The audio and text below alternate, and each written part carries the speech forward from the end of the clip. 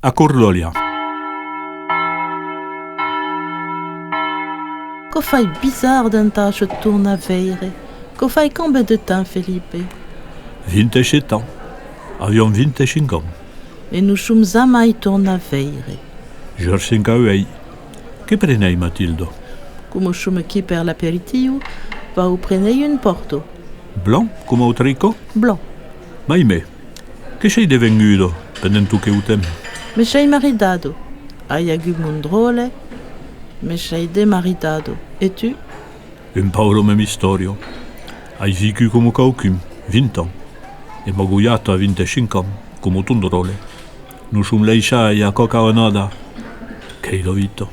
Sei toujours à la posto? On en avion un aige. Sei perti. Hai fai una formazione in occitan e oro sei resen di geno calandretto. Io, après y avait une pau banturla, ai pasciar o concours e sei resent a tobe. A che curieux, Matildo, ce qu'on fa. Orion pas de gu nou leixa. Sei toujours eita segur che serio toujours come tu, si nous erom pas leiscia.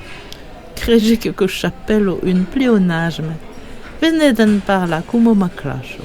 A ragione, voglio dire che sei sicuro menso che mi arriva di meglio. Hai souvent pensato e scherza, e ana sa tu. Io tobe, ai souvent pensa a anasatu. Heureusement que j'avais pas fait. Si j'avions fait en même temps, ne serio anche banca. Remembra como am rompu? Ah, segur. Che rompiti miserabile. Aviam convidat Tumpai e Tomai au bistrot per l'aperitivo e son pas vengu. Veniam de nous leiscia. Nous en ai pera jur ca l'ura d'audina, e poi andina a chambre, e chanchunana, E nous sommes mai torna a veire. jur que wei.